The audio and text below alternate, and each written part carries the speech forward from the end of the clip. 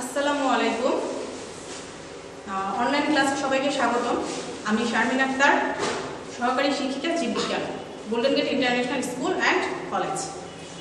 আজকে আমি অনলাইন ক্লাসের মধ্যে যেটা দিয়ে আজকে শুরু করব সেটা হচ্ছে তোমাদের জীববিজ্ঞান বইয়ের নবম দশম শ্রেণীর জীববিজ্ঞান বইয়ের চতুর্থ অধ্যায় জীবনী শক্তি অর্থাৎ বায়ো এনার্জেটিক্স, সেটা নিয়ে আজকে আমরা আলোচনা করব। এই অধ্যায়টা শুরু করার আগে আমি আসলে কিছু কথা তোমাদেরকে জানিয়ে রাখতে চাই। অলরেডি যারা নবম শ্রেণীতে আমার ক্লাস অ্যাটেন্ড করেছো তারা এই ব্যাপারগুলো তো অবগত, বাট দশম শ্রেণীতে আমি এই ক্লাসটা নিতে পারিনি দুঃখজনকভাবে। শুরু করবো এই মুহূর্তে, করোনার একটা পরিস্থিতিতে স্কুল বন্ধ হয়ে গেছে। যাই হোক, নবম দশম শ্রেণীর কথা মাথায় রেখে আমি আজকে আমার এই ভিডিওটা। সাধারণত এই চ্যাপ্টারটা তোমাদের বইয়ের যে 14টা অধ্যায় আছে তার মধ্যে থেকে অনেক স্টুডেন্টরাই এই অধ্যায়টাকে অনেক কঠিন মনে করে, কিন্তু আসলে আমি বলবো আমার মতে যে এই অধ্যায়টা আসলে খুব একটা কঠিন না। হ্যাঁ, এটা বায়োলজি থেকে এটা বায়োকেমিস্ট্রির একটা পার্ট, যার কারণে অনেক স্টুডেন্টরা এটা মনে করে যে আসলে এটা একটু কঠিন, কিন্তু এটা তোমাদের জন্য একটা প্লাস পয়েন্ট আনবে, কারণ এটাতে ম্যাথমেটিক্যাল কিছু টার্ম আছে যার কারণে একদম সৃজনশীলে 10-এর মধ্যে তোমরা 9 বা 10-এ 10ও পেতে পারো যদি তোমরা একটু ভালো করে প্রেজেন্টেশনটা করতে পারো। আচ্ছা, এখন আমরা অধ্যায়ে চলে আসি। অধ্যায়টাকে যদি আমরা ফার্স্টে ডিভাইডেড করতে যাই তাহলে আমাদের এই অধ্যায়টাতে দুটো টপিকস আছে। একটা হচ্ছে সালোক সংশ্লেষণ আর একটা হচ্ছে শোষণ অর্থাৎ photosynthesis and others is respiration. আজকে আমরা যেটা আলোচনা করবো সেটা হচ্ছে ফটোসিনথেসিস অর্থাৎ সালোক সংশ্লেষণ নিয়ে আমরা আলোচনা করব। আশা করি তোমরা ছোট থেকে এই ওয়ার্ডটার সাথে অনেক ভালোভাবে পরিচিত।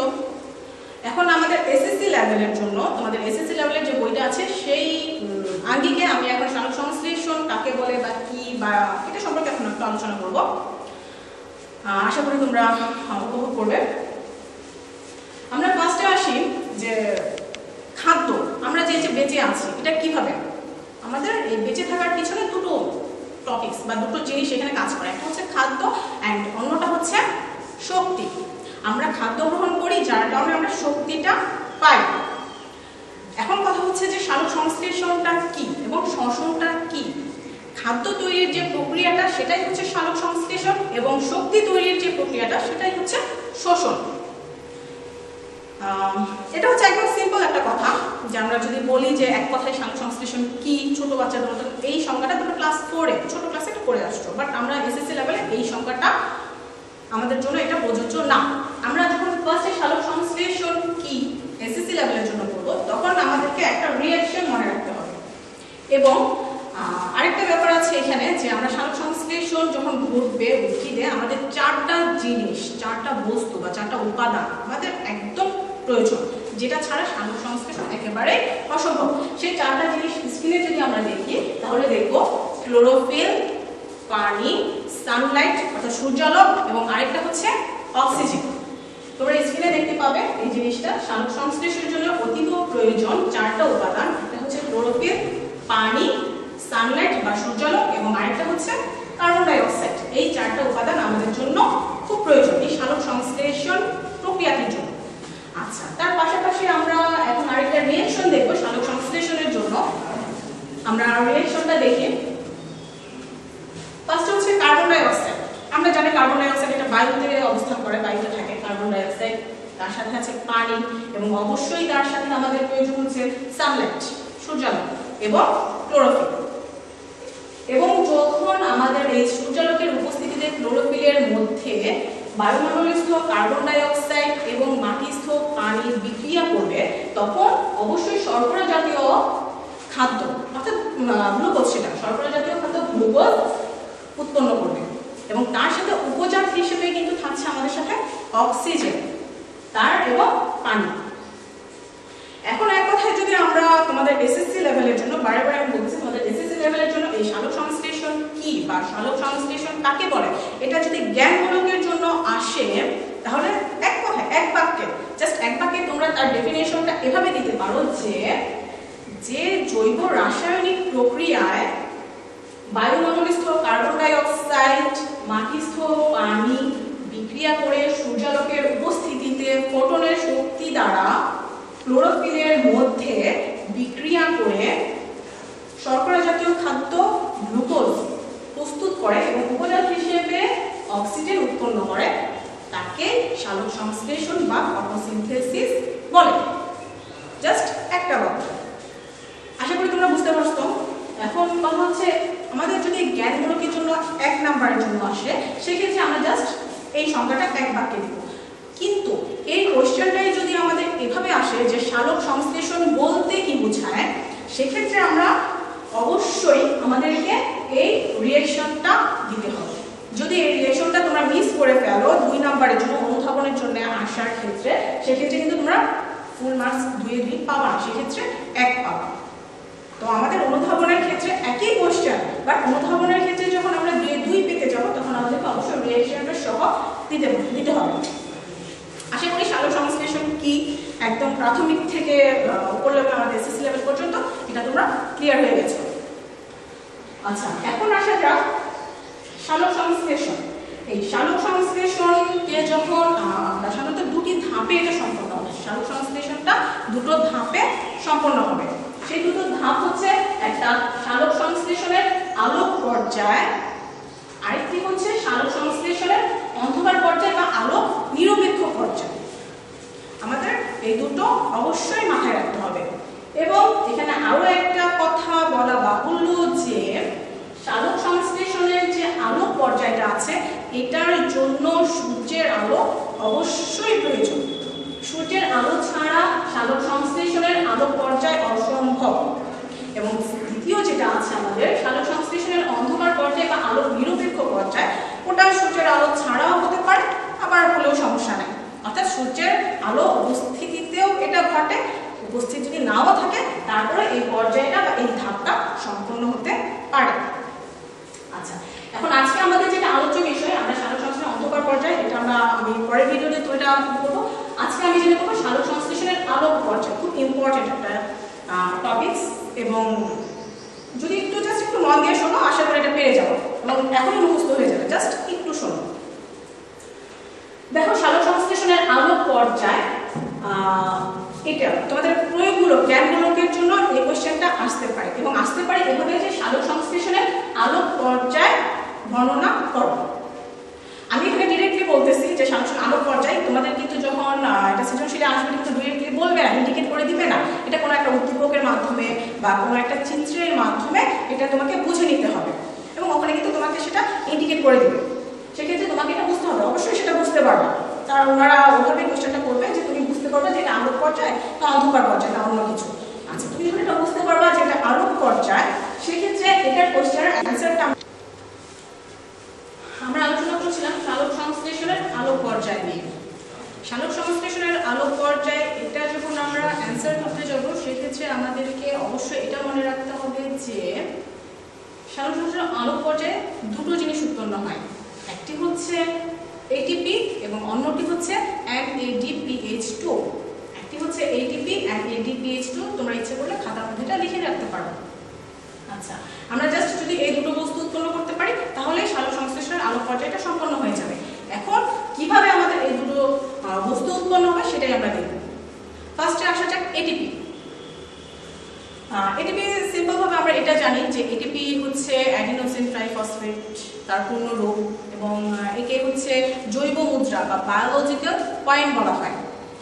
আর এটিপিটা আমরা কিভাবে উৎপন্ন করব তার আগে আমরা আরেকটা কথা তোমাদেরকে জানিয়ে রাখা ভালো। তোমরা সবাই বিশেষ করে ক্লাস 10ম শ্রেণীতে যারা আছে তারা ডিএনএ ক্লাসটা নিশ্চয়ই আমরা এটা পড়েছো। ডিএনএতে আমি তোমাদেরকে এটা পড়িয়েছিলাম যে ডিএনএ একটা উপাদান আছে পিউরিন পাইরিমিডিন, তার মধ্যে অ্যাডিনিন নামক একটা উপাদান আছে। অ্যাডিনিন আছে, গুয়ানিন আছে, থাইমিন আছে, সাইটোসিন আছে। যাই হোক, সেই তার মধ্যে থেকে অ্যাডিনিন যেটা আছে সেটা আমাদের এখানে কাজে লাগবে। সেই অ্যাডিনিনের সাথে আমি আসলে এখানে তোমাদেরকে বিক্রিয়াটা দেখাতে পাচ্ছি না, তোমরা ইচ্ছা করে এটা খাতা লিখে রাখতে পারো যে অ্যাডিনিনের সাথে 5 কার্বন বিশিষ্ট রাইবোলোজ বিক্রিয়া করে অ্যাডিনোসিন উৎপন্ন করে। অ্যাডিনিনের সাথে 5 কার্বন বিশিষ্ট রাইবোলোজ বিক্রিয়া করে অ্যাডিনোসিন অর্থাৎ অ্যাডিনোসিন বা এ উৎপন্ন করে। সেই অ্যাডিনোসিন পরবর্তীতে উৎপন্ন অ্যাডিনোসিন অজৈব ফসফেট এর সাথে আলোর উপস্থিতিতে বিক্রিয়া করে অ্যাডিনোসিন মনোফসফেট উৎপন্ন করে। সেই অ্যাডিনো মনোফসফেট আবার ইনঅর্গানিক ফসফেট, একটি ইনঅর্গানিক ফসফেটের সাথে বিক্রিয়া করে, অবশ্যই সেখানে আলো থাকবে, সেই আলোর সাথে বিক্রিয়া করে অ্যাডিনোসিন ডাইফসফেট উৎপন্ন করবে। সেই অ্যাডিনোসিন ডাইফসফেট আবার আরেকটি ইনঅর্গানিক ফসফেটের সাথে বিক্রিয়া করে আলোর উপস্থিতিতে অ্যাডিনোসিন ট্রাইফসফেট উৎপন্ন করবে। এবং খেয়াল করে দেখো, এটা একটা নির্দিষ্ট একটা বিক্রিয়া আছে। বিক্রিয়াটি আমি আরেকবার বলতেছি যে ডিএনএ এর মধ্যে যে অ্যাডেনিন আমরা পেয়েছিলাম, সেই অ্যাডেনিনটি 5 কার্বন বিশিষ্ট রাইবোজের সাথে বিক্রিয়া করে অ্যাডিনোসিন উৎপন্ন করে। সেই অ্যাডিনোসিনটি ইনঅর্গানিক ফসফেট অর্থাৎ অজৈব ফসফেটের সাথে বিক্রিয়া করে আলোর উপস্থিতিতে অ্যাডিনোসিন মনোফসফেট অর্থাৎ এএমপি উৎপন্ন করছে। সেই অ্যাডিনোসিন মনোফসফেট আবার আরেকটি ইনঅর্গানিক ফসফেটের সাথে বিক্রিয়া করে অ্যাডিনোসিন ডাইফসফেট উৎপন্ন করছে। সেই অ্যাডিনোসিন ডাইফসফেটের সাথে আরো একটি অজৈব ফসফেট বিক্রিয়া করে সেখানে অ্যাডিনোসিন ট্রাইফসফেট উৎপন্ন করছে। তাহলে আমরা এখানে মূলত এটিপিটা পেয়ে গেলাম। এবং এখানে আমরা যে বিক্রিয়াটা এখানে দেখালাম, এই বিক্রিয়াটাকে ফসফোরাইলেশন বিক্রিয়া বলা হয়। এই বিক্রিয়াটিকে ফসফোরাইলেশন বিক্রিয়া বলে। এখন তোমাদের যদি সৃজনশীলে এরকম একটা কোশ্চেন আসতে পারে জ্ঞানমূলকের জন্য যে ফসফোরাইলেশন বিক্রিয়া কাকে বলে, আশা করি তোমরা বুঝতে পেরেছো এই রিঅ্যাকশন থেকে। আচ্ছা, তাহলে আমাদের শর্ত ছিল সালোক সংশ্লেষণ আলোক পর্যায়ে দুটো বস্তু উৎপন্ন হয়, একটা হচ্ছে এটিপি আর একটা হচ্ছে NADPH2। সেক্ষেত্রে আমরা এটিপিটা পেয়ে গেছি ফসফোরাইলেশন বিক্রিয়া। এর পরবর্তীতে দেখা যাক এডিপি, অ্যাডিনোসিন ডাইফসফেট। এটা উদ্ভিদের মধ্যে থাকে, উদ্ভিদের ক্লোরোফিলে থাকে। উদ্ভিদের ক্লোরোফিলের মধ্যে থাকা এডিপি একটি অজৈব ফসফেটের সাথে আলোর উপস্থিতিতে ক্লোরোফিলের সাহায্যে এটিপি উৎপন্ন হচ্ছে এবং এই বিক্রিয়াটাকে ফটোফসফোরাইলেশন বিক্রিয়া বলা হয়। এখন যদি তোমাদের জ্ঞানমূলক এরকম একটা কোশ্চেন আসে যে ফটোফসফোরাইলেশন কাকে বলে, সেক্ষেত্রে তোমরা ইজিলি এটা অ্যানসার করতে পারবা যে ক্লোরোফিলে থাকা অ্যাডিনোসিন ডাইফসফেটের সাথে একটি ইনঅর্গানিক ফসফেট বা অজৈব ফসফেট আলোর উপস্থিতিতে ক্লোরোফিলের মধ্যে বিক্রিয়া করে এটিপি উৎপন্ন করে এবং এই প্রক্রিয়াটাকে ফটোফসফোরাইলেশন বলে। ইজিলি জাস্ট একটা যদি তোমরা এরকম অ্যানসারটা করো তাহলে জ্ঞানমূলকের জন্য 1 নাম্বার ওকে। আর এখান থেকে আমরা এটিপি যে সালোক সংশ্লেষণের আলোক পর্যায়ে আমাদের এটিপি এবং NADPH2 আমরা উৎপন্ন করা আমাদের শর্ত ছিল, সেখানে আমরা এটিপিটা পেয়ে গেছি। পরবর্তীতে আমাদের টার্গেট হচ্ছে NADPH2। দেখো পরবর্তীতে আমার স্ক্রিনে তোমরা দেখো, স্ক্রিনে এখানে দেখা যাচ্ছে আরেকটা বিক্রিয়া। সেই বিক্রিয়াটা হচ্ছে পানি। পানি আলোর উপস্থিতিতে এবং ক্লোরোফিলের মাধ্যমে এটা ভেঙে গেছে, বিয়োজিত হয়েছে। বিয়োজিত হয়ে হাইড্রোজেন আয়ন, অক্সিজেন এবং ইলেকট্রন উৎপন্ন করছে। আবারও বলছে পানি এখানে ভেঙে যে বা বিয়োজিত হয়ে আলোর উপস্থিতিতে ক্লোরোফিলের সাহায্যে হাইড্রোজেন, অক্সিজেন এবং ইলেকট্রন প্রস্তুত করছে। এই যে এখানে যে এই প্রস্তুত এই প্রক্রিয়াটা, এটাকে বলতেছে ফটোলাইসিস। আমাদের যে এখানে আমরা যে প্রক্রিয়াটা দেখাচ্ছি সেটা হচ্ছে ফটোলাইসিস। এটাও তোমাদের জ্ঞানমূলকের জন্য ইম্পর্টেন্ট যে ফটোলাইসিস কাকে বলে। তাহলে আমরা জ্ঞানমূলকের জন্য কয়েকটা কোশ্চেন পেলাম। একটা হচ্ছে সালোক সংশ্লেষণ কি সেটা পেলাম, তারপর হচ্ছে ফটোফসফোরাইলেশন কি সেটা পেলাম, তারপর হচ্ছে ফসফোরাইলেশন কি সেটা পেলাম, তারপর এটিপি কি পূর্ণরূপ, এটিপি এর পূর্ণরূপ লেখো, এটা একটা জ্ঞানমূলক পেয়ে গেলাম। তার পরবর্তীতে আমরা পেলাম কি ফটোলাইসিস কি, তো ফটোলাইসিস কাকে বলে, জাস্ট জ্ঞানমূলকের জন্য 1 নাম্বার। আশা করি তোমরা এই পর্যন্ত বুঝতে পেরেছো। এখন পরবর্তীতে দেখো আমাদের যে এই ফটোলাইসিস প্রক্রিয়ায় উৎপন্ন হয়েছে ইলেকট্রন। এই ইলেকট্রনটি ক্লোরোফিলের মধ্যে থাকা NADP, এই NADP কে বিজারিত করে NADPH2 উৎপন্ন করে। আমি আবারও বলছি যে ফটোলাইসিস প্রক্রিয়ায় উৎপন্ন যে ইলেকট্রনটা, সেই ইলেকট্রন ক্লোরোফিলের মধ্যে থাকা NADP কে বিজারিত করে NADPH2 উৎপন্ন করে। তাহলে আমরা ATP উৎপন্ন সেটাও করে ফেললাম, পরবর্তীতে হচ্ছে NADPH2 সেটাও পেয়ে গেলাম। তাহলে আমাদের সালোক সংশ্লেষণের যে আলোক পর্যায় সেটা সম্পন্ন হলো। নিচে তোমরা ফিনিশিং টানবা জাস্ট এভাবে যে আমরা ATP এবং NADPH2 উৎপন্নের মাধ্যমে সালোক সংশ্লেষণের আলোক পর্যায়টি সম্পন্ন হলো। আশা করি তোমরা সবাই এটা এখন ক্লিয়ার। তাহলে আজকে মোটামুটি আমরা আমাদের আলোচ্য বিষয় যেটা ছিল সেটা আমরা শেষ করে ফেলেছি। তাহলে আমি যদি আবার ক্লাসটা পুরোপুরি আবার সামারি করি, তাহলে আমরা বেশ কয়েকটা জ্ঞানমূলক কোয়েশ্চেন পাবো এবং একটা বইমূলক কোয়েশ্চেন পাবো এবং কিছু অনুধাবন আছে যেগুলো তুমি তোমরা অনেক সুন্দরভাবে এগুলো পেরে যাবো। আচ্ছা, আশা করি আমার ক্লাসটা তোমাদের অনেক ভালো লেগেছে। তারপরেও যদি আমার ক্লাসে কোনো কিছু বুঝতে অসুবিধা হয় বা কোনো কিছু তোমাদের এখনো কোনো ডাউট থাকে, তাহলে কমেন্টে তোমরা জানিয়ে দিও, অথবা আমার ফোন নাম্বার অবশ্যই আছে তোমাদের কাছে, আমার সাথে কন্ট্যাক্ট করিও। আশা করি তোমাদের সমস্যা সবকিছু সমাধান হয়ে যাবে এবং সবার সুস্বাস্থ্য কামনা করে আমি আমার ক্লাসটি আজকে শেষ করি।